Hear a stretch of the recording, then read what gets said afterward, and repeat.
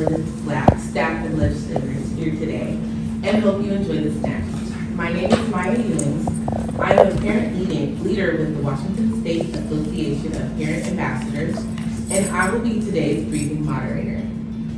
Now, a bit about the United Parent Leaders Action Network. UPLAN is a national network of parent-led organizations reaching over 700,000 parents annually. We are a multi-issue network with active parent committees addressing child care, early child education, immigration, and real parent engagement. To begin, we will play a recorded reading from our legislative host today, Representative Sarah Jacobs of San Diego. Hello, I'm Congresswoman Sarah Jacobs. Thank you to UPLAN for inviting me to speak with you during today's policy briefing. I'm so excited to be joining you to talk about the important role parents play in shaping policy, because when it comes to understanding what children and families really need, no one knows better than parents.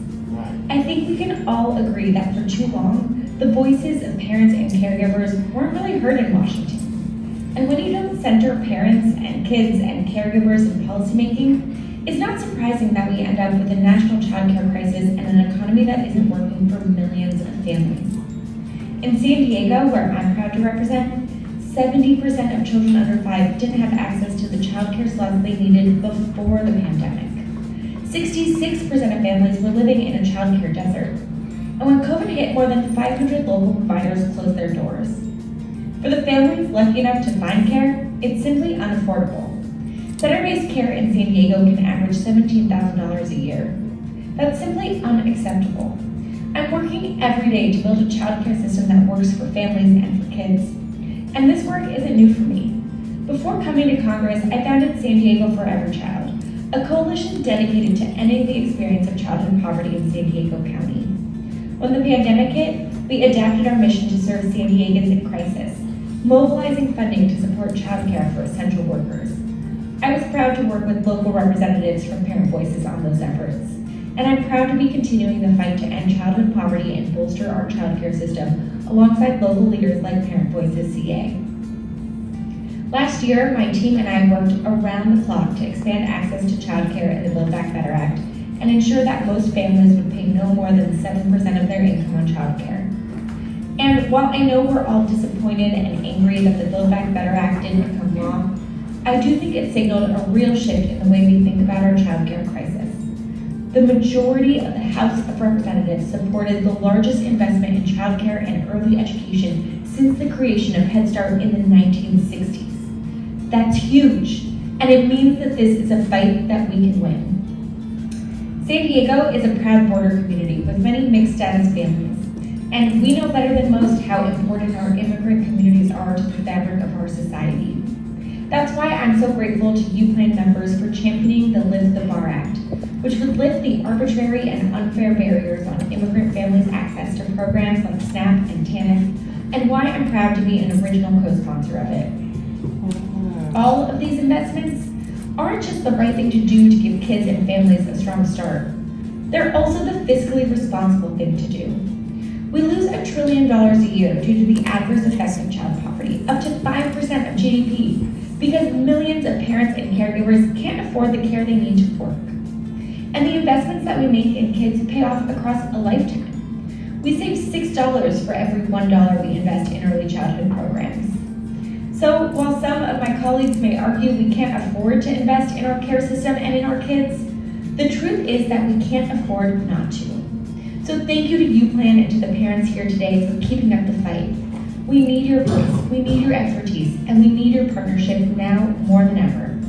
I am so grateful to be doing this work alongside all of you. Thank you so much. We are grateful to Representative Jacobs for hosting this briefing and standing by parents on our issues. The theme for today's briefing is UPLAN Parents Promoting Partnership. Next, we will hear from Senator Murray. Hi everyone, this is Senator Patty Murray, and I would like to thank Washington State Parent Ambassadors and the folks at UPLAN for inviting me to join you all for today's rally. As a mom and a grandma, this is one of my toughest times that I know of to raise a family that I can remember. Childcare is unaffordable and way too hard to find. Costs continue to rise on rent and diapers and everything in between. Not to mention how hard the past 2 years have been on our kids, specifically on their mental health and their learning. Moms and dads like you all are what keep our nation and our economy running. And so it's critically important you all receive the support you need to stay afloat and raise healthy families. That's why I'm fighting for legislation in the Senate that keeps your priorities front and center. Whether that's by making childcare more affordable, lowering costs for things like prescription drugs, investing in our schools, or addressing our kids' mental health crisis. I want you all to know I have your back, and I'm committed to delivering for working parents in Washington State. Advocating for working families is something I've been doing my entire career in the Senate, as some of you may know. I got my first start in politics as a parent advocate, lobbying to save a state-funded preschool program on the chopping block. When parents jump into the political arena to fight for our families, it means better outcomes for everyone, for our kids, our economy, for everyone. Please know, I will always be an unwavering voice for Washington State parents and families here in the United States Senate. So thank you again.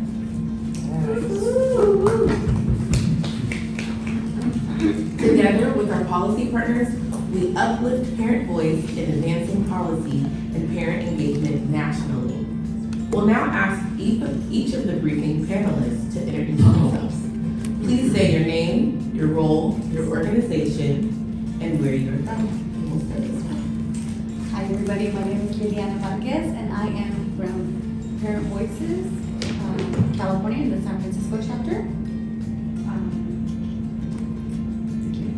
Hi everyone, I'm Sonia Lennox with the Washington State Parent Ambassador Program.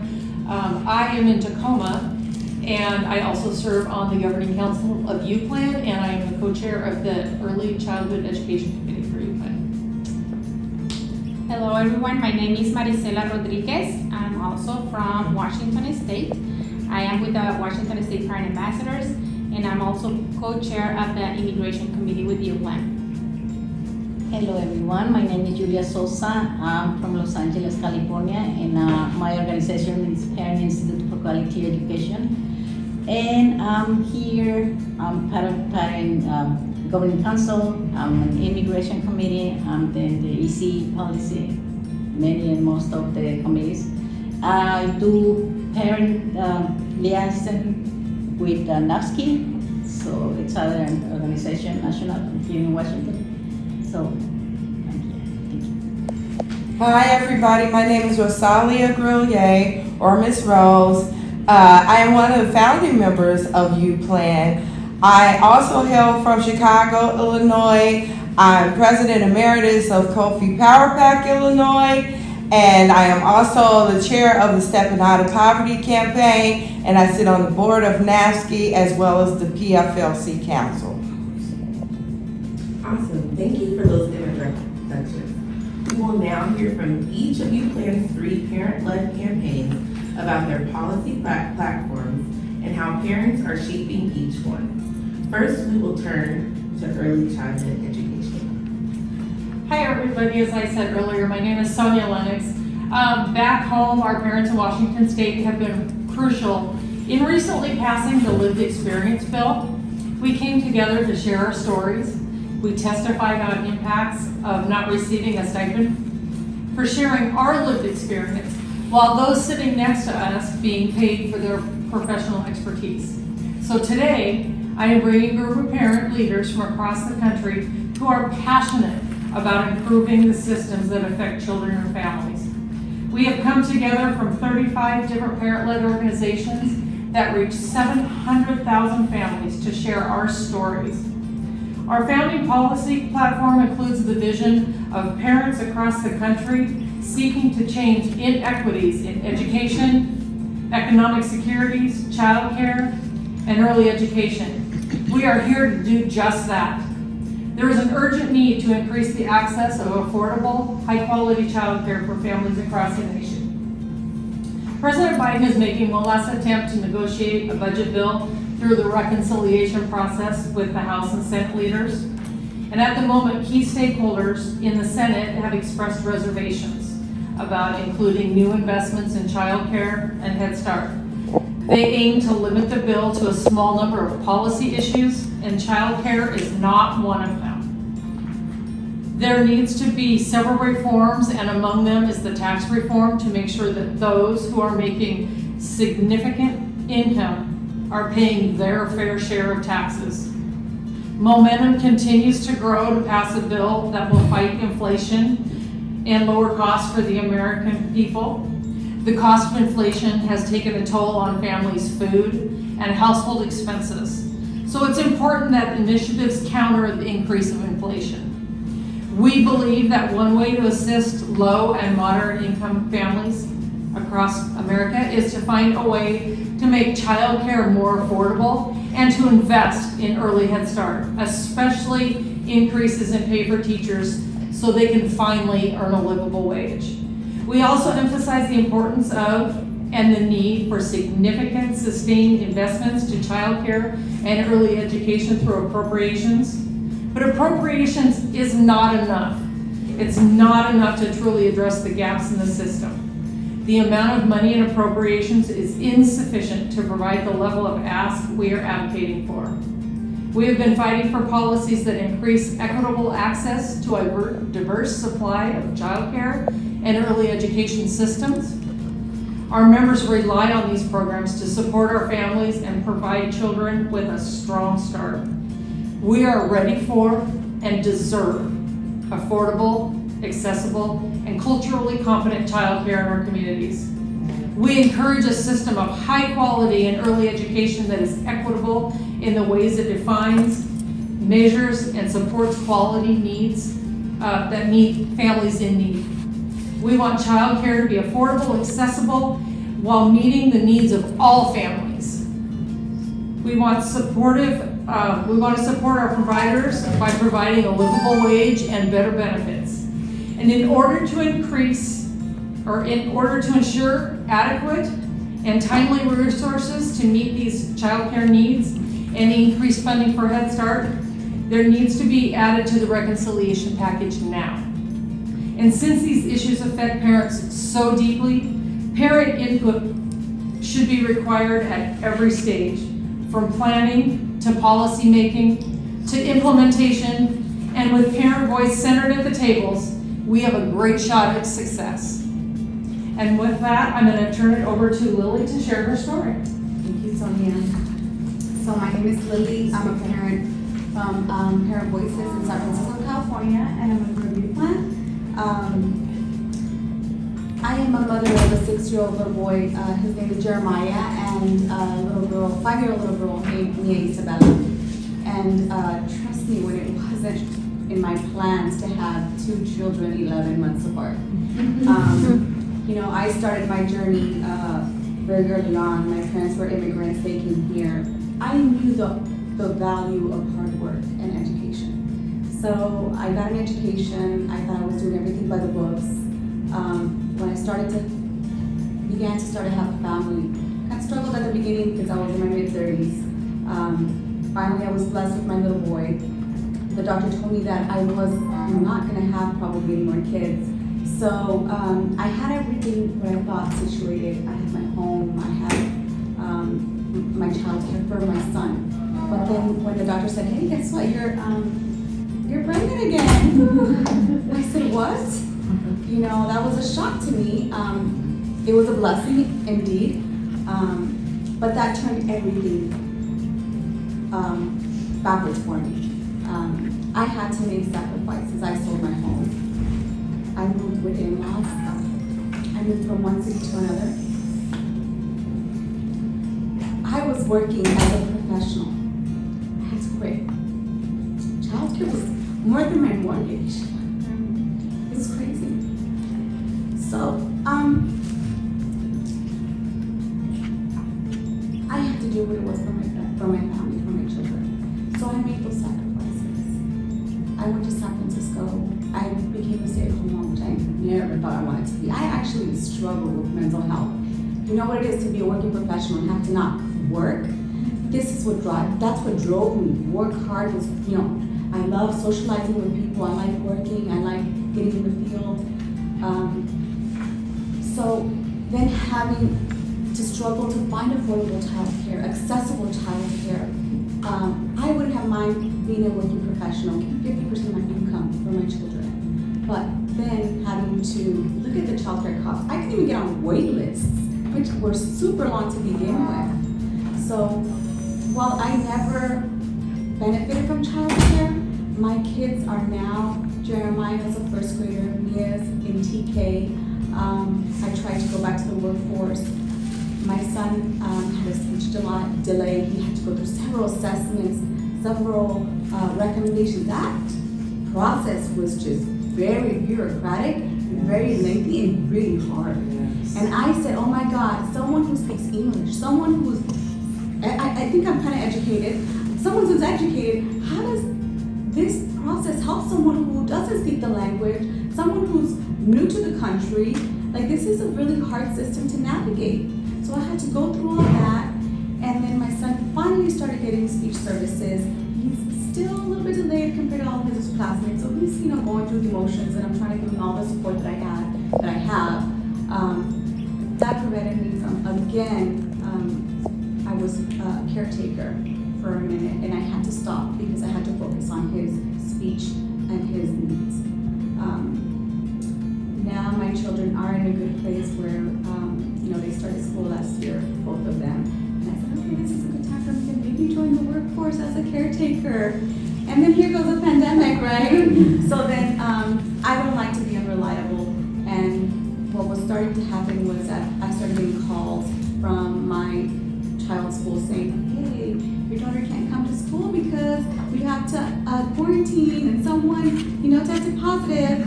So I had to again stop working and say, you know what? I need reliable, affordable, accessible child care. I need to make sure that my kids are taken care of. I am one of those parents that I cannot enter the workforce until I know my kids are good and they're in good hands and they're getting the quality education that they deserve. Because they are the future. They're the ones that are eventually going to make the difference for us when we're old, or for me when I'm old.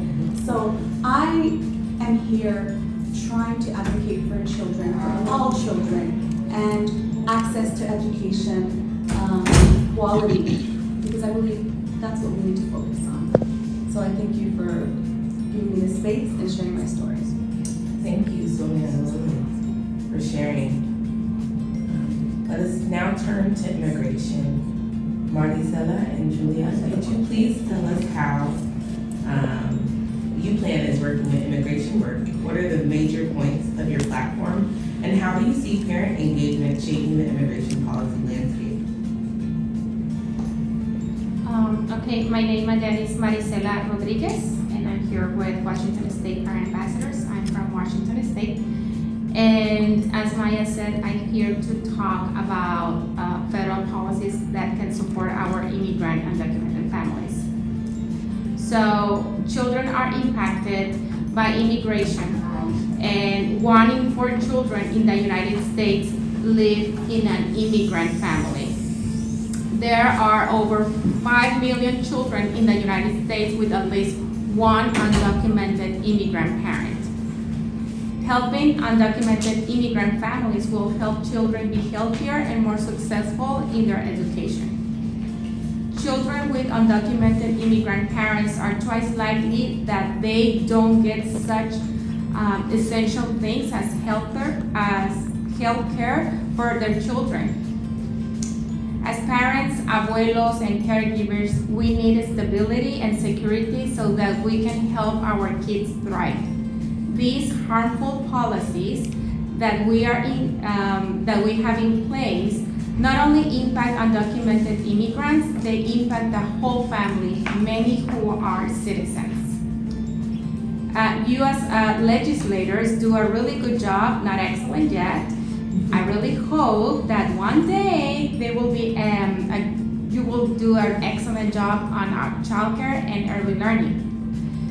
And we have champions, but on those issues, but they need to remember that those children, and we're talking right now about 5 million children here in the United States, have at least one undocumented immigrant parent. So why don't support passing the Leave the Bar Act? For 25 years, an arcane policy known as a 5-year bar has denied lawfully present immigrants of color access to critical health and social services. Congress must act now to restore eligibility to federal public benefit programs that provide essential support to individuals and families. These programs are particularly crucial during times of economic and public health crisis. Laws are applicable by state. Many states have filled the gap and allow immigrants to access services that may have not. And that makes people confused. Our government confused them. There are a lot of uncertainty. They are afraid. They live with fear of being labeled as public charge. The same way funds are available for voter education, we should have access to funds for public charge education. The Leave the Bar Act, led by our representative Pramila Jajapal from Washington State, restore access to programs including Medicaid, housing, nutrition assistance, and others. We need more champions like her. This change that you see here, one of the meanings that it has is how our government separate and isolate our children from their parents in many ways. And one of them is Leave the Bar. So now I would like to introduce you with Julia Sosa. Thank you. Thank you, everybody. My name is Julia Sosa. I'm here from Pioneer Institute for Quality Education and UPlan. As we heard, the Leave the Bar has been affecting our immigrant communities. And I'm here to tell you my story because after 17 years working and paying my taxes to the system, I got delayed from my work. 1 year I lost my job after I got my resident card. So I told myself, well, okay, it's okay. You know, you're gonna go to the system, you're gonna ask for help, because I was doing, my kids didn't have any insurance. I have to pay anytime they got sick.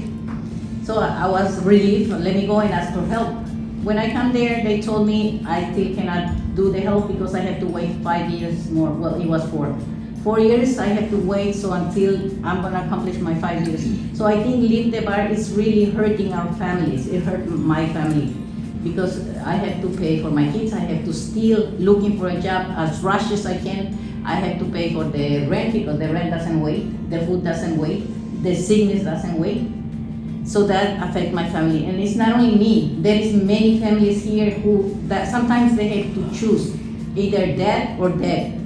And they choose death because the death is higher for them. So that's not right. And I'm here to encourage and tell the system we're not a public charge. We're here to work. We're here for dreams. We're here for change and support to them. So I wanna just encourage again so they can leave the bar and help our communities because communities deserve better. All immigrants here, they give support. We're not a charge, and we're here and we need their help to change the system. Thank you. Thank you, Marita and Julia. Yeah, so now, Ms. Rose, could you please tell us about the work you and other parents are doing around real parent engagement? What are the goals of your work and why is it so important? Well, thank you so much, Maya. First, I want to lift up, so when we say real parent engagement, well, what's the difference between real parent engagement and parent engagement? Real parent engagement is just what it says. It's real. It's not tokenism. It's not have parents and community come to the table after you've made all the decisions that don't actually work for our communities and then have us sign off on it or check a box. It's not inviting one parent to a meeting and saying that you engage the community. And it's absolutely not hearing and implementing the voice of the lived experience and folks who actually know what they need for their families and communities. So now that we've established what it is not, let's talk about what it is. And we have this chain here that parents from all across the country created, and it describes what real parent engagement really encompasses. It has it's multicolored because we're multicolored. We come from all walks of life, all demographics, and real parent engagement is inclusive. It's inclusive and respectful of different cultures and different ways of thinking. There's no one size fits all, and there technically is no right or wrong, but what there should be in real parent engagement is everyone coming to the table, willing to listen to each other and working together to find those common spaces and lift up the best practices that work for our families and communities. And families and communities, and especially parents, have a PhD in their children. They have the lived experience that knows exactly what the solutions are. All we need is the respect factor and the listening ear that has us at every table, that decisions are made about us and our children, our families, and our communities, so that we are there from planning to implementation and the follow-up to make sure that things are working right. So we're asking that for FY 2023, that there is a comprehensive budget that has in place the proper funding that we know we need for community schools, families, and communities to be able to thrive. And then we applaud the support and the efforts of Congress and those who have been engaging families and who have been listening and doing a little bit better job at engagement. Although I wish more of those people were here today, but we know you guys have busy schedules, but we're counting on you to look at our recommendations, and we'll leave packets for everyone to know specifically what those are. And then we also want to ask that you would support Teachers and Parents at the Table Act. Because only when we come together, hear each other's perspective, can we make a comprehensive plan that will absolutely work well for all of our families and all of our children. And that's what matters to every parent. So thank you all so much for hearing our plight today. We look forward to victories.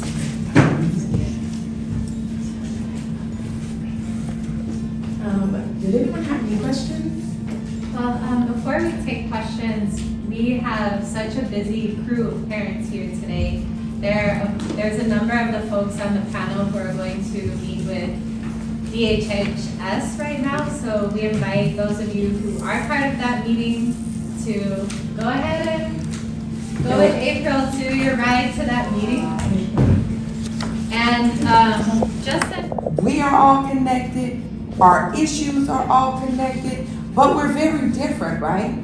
We're multicultural. This United States that we live in is made up of all kinds of people from all walks of life. That's why you see some of the shapes are different. Some are bigger than other ones. Some of them are really tight. Some of them are loose. This is a depiction of the United States of America. But you see how beautiful it looks all together? And this is what we want to happen through U-Plan. U-Plan knows that families across this country are struggling in different issue areas, and there are solutions. And we're asking legislators to come together with parents and communities and families, and let's work together to figure out real solutions for real people with real problems. And that's what this chain represents. Plus, it's pretty.